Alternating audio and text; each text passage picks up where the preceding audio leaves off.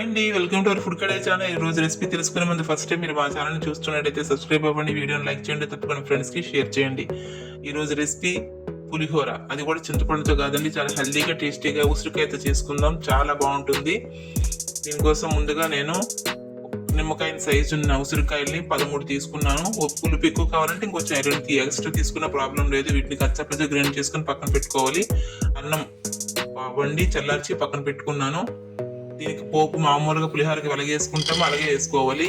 కడాయి పెట్టుకొని వేరుశెనగ పలుకులు, శనగపప్పు, మినపప్పు ఇవి బాగా గోల్డెన్ బ్రౌన్ వచ్చే వరకు వేగాలి. గోల్డెన్ బ్రౌన్ వచ్చిన తర్వాత అల్లం ముక్కలు, ఆవాలు, ఎండుమిర్చి, పచ్చిమిర్చి, కరివేపాకు అన్నీ 1 by 1 వేసేయచ్చు. ఇది చక్కగా వేగిన తర్వాత కలర్ కోసం పసుపు, మీకు టేస్ట్కి సరిపడినంత ఉప్పు వేసి బాగా ఫ్రై చేసుకోవాలి. టేస్ట్ అంతా ఫ్రై చేసుకుని ఉంటుంది, సిమ్లో చేయాలి. ఎందుకంటే అప్పుడే అవి వేరుశెనగ పలుకులు అవన్నీ బాగా లోపల వరకు వేగి క్రంచీగా ఉంటాయి.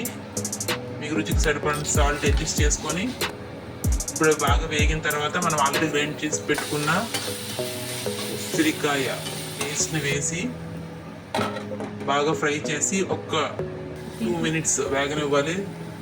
చూడండి ఎంత కలర్ఫుల్గా ఉందో, చాలా టేస్టీగా ఉంటుంది.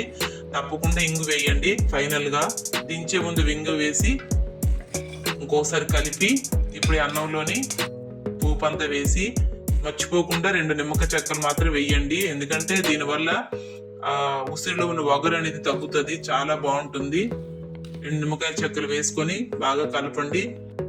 చేతితో కలుపుకుంటే ఇంకా అన్నం అంతా చాలా బాగా పడుతుంది. అంతే, సర్వ్ చేసుకోవడమే. చాలా హెల్దీగా టేస్టీగా ఉంటుంది. Thanks for watching. Subscribe our food kadai channel. Thank you.